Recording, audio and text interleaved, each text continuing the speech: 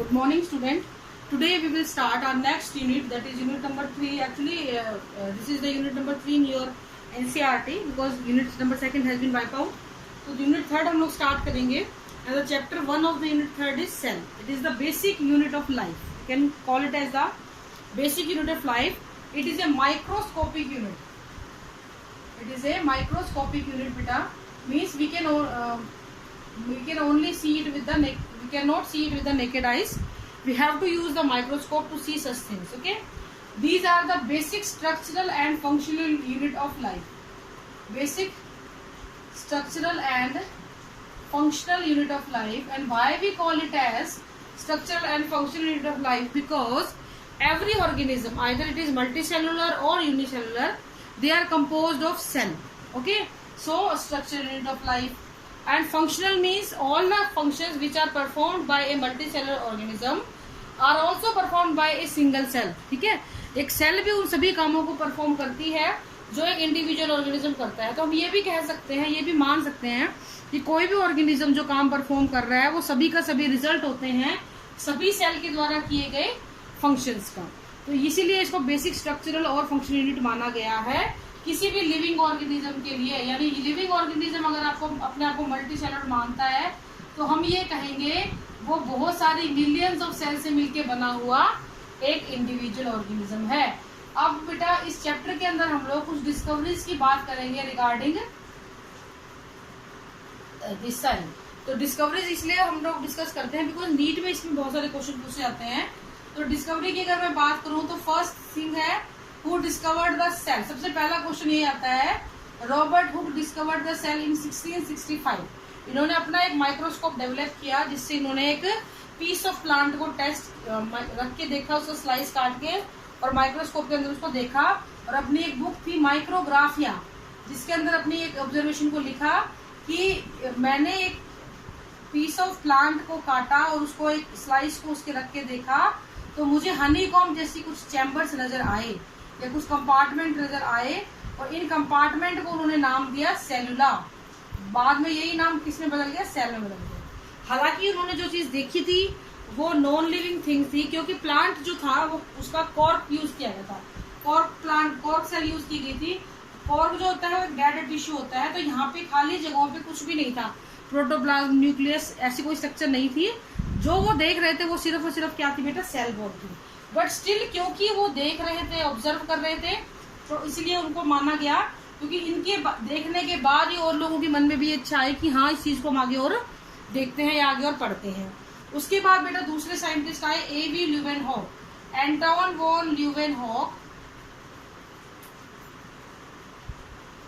जिन्होंने ये बताया कि लिविंग सेल होती हैं, लिविंग सेल भी होती हैं और उन्होंने लिविंग सेल को दिखाया भी, प्रपोज किया. तो अगर क्वेश्चन आता है who discovered the cell, Robert Hooke. अगर क्वेश्चन आता है who discovered the living cell, Anton van Leeuwenhoek. उसके बाद बेटा तीसरी most important discovery was Robert brown.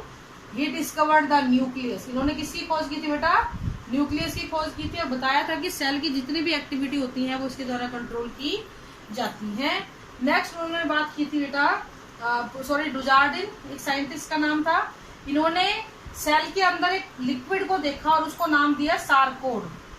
बाद में इस सारकोड को पुरकिंजे ने नाम दे दिया क्या, प्रोटोप्लास्ट. तो इस तरीके से ये कुछ डिस्कवरीज हैं जो नीट में बहुत ज्यादा पूछी जाती है, इसलिए हमने इसको बताया है. हालांकि इसमें से मेरे हिसाब से नया आपके लिए कुछ नहीं है बिकॉज 9th क्लास में आप ये सब चीजें पढ़कर आए हैं. अब जो है इंपॉर्टेंट चीज आती है that is the cell theory. Cell theory जो थी वो सेल के कंटेक्स्ट में दी गई थी, आपको नाम से ही पता लग रहा होगा. तो क्या था, क्या बातें इसमें करी गई थी उसकी हम बात करेंगे. तो सेल थ्योरी सबसे पहले तो ये दी किसने थी, 2 साइंटिस्ट वर देयर. स्लीडेन बोल देते हैं कोई इसको, स्लाइडेन स्वान बोलने का ही है. 2 साइंटिस्ट थे जिन्होंने इसके बारे में बात की. बड़ी इंटरेस्टिंग बात ये थी कि ये जर्मन थे, ये ब्रिटिश थे, ये बोटेनिस्ट थे, ये जूलॉजिस्ट थे, ये प्लांट पे काम करते थे, ये एनिमल पे काम करते. अब आप देखो जरा कितना फर्क है हर चीज में. कंट्री का फर्क, काम का फर्क, लिविंग जो मटेरियल है उसका फर्क, जिस चीज को वो यूज कर रहे हैं उसका फर्क. लेकिन फिर भी एक ही कंक्लूजन पे निकले इसने बोला कि जितने भी plant are made up of tissue and all the tissues are made up of cell. Same thing इन्होंने बोली कि all the animal are made up of tissue and all the tissues are made up of cell. Same चीज, same observation दोनों की, इसीलिए बाद में जो है इनकी जो थ्योरी थी उनको इकट्ठा कर लिया गया।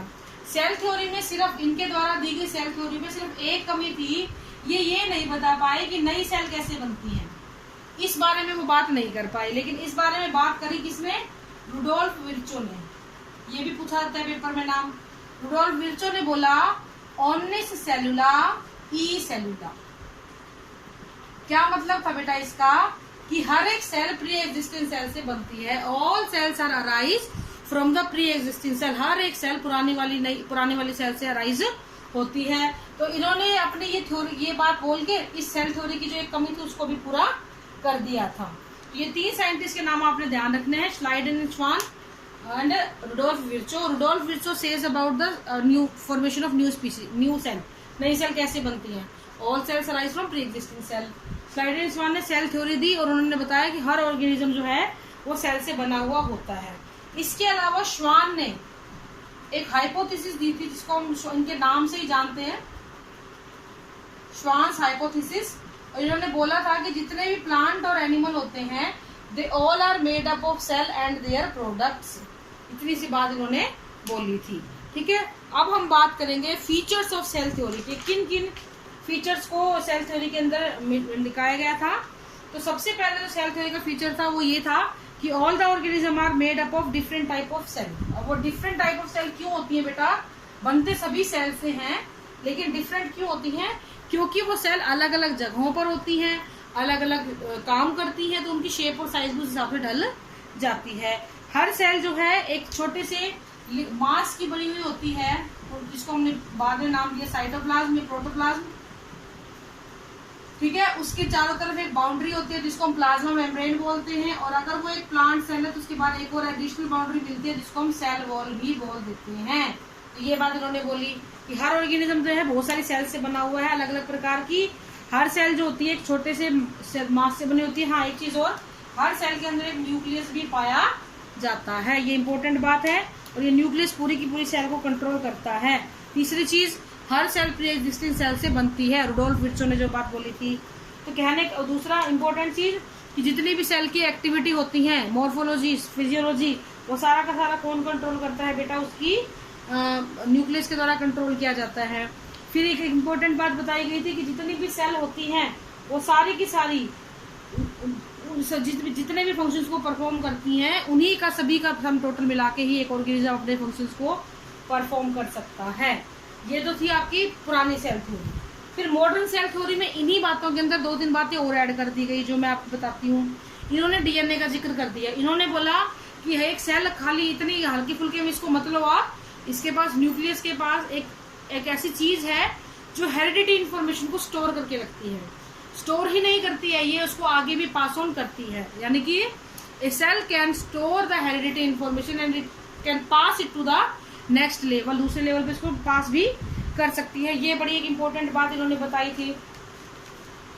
ठीक है, हर सेल होम्योस्टेसिस रखती है, यानी हर सेल का अपना एक सेल्फ कंट्रोल होता है, ये अपने आप को कंट्रोल में रखना जानती है। हर ऑर्गेनिज्म के अंदर अलग अलग जगहों पे मिलने वाले सेल की जो शेप और साइज होगी वो भी कैसी होगी? अलग अलग होगी। हर ऑर्गेनिज्म की ग्रोथ और मल्टीप्लिकेशन में होना बहुत जरूरी है सेल का। अगर सेल मल्टीप्लाई नहीं करेगी या डिवाइड अपने आप को मतलब डिवीजन में नहीं लेके जाएगी तो नंबर नहीं बढ़ेंगे और सेल की एक ऑर्गेनिज्म की ग्रोथ भी नहीं हो पाएगी। तो ये 3-4 इन्होंने नई चीजें इसके अंदर ऐड कर दी थी। फिर बेटा कुछ ऑब्जेक्शंस भी आए। सबसे बड़ा ऑब्जेक्शन सेल थ्योरी का था virus, bacteria, RBC, sieve tube. ये वायरस नॉन लिविंग था। ठीक है, इसके पास तो कुछ था ही नहीं लाइफ वाला, फिर भी ये इसको लिविंग हो जाता है कब? जब ह्यूमन की बॉडी में जाता है। इसके बारे में सेल थ्योरी कुछ नहीं बता पाई।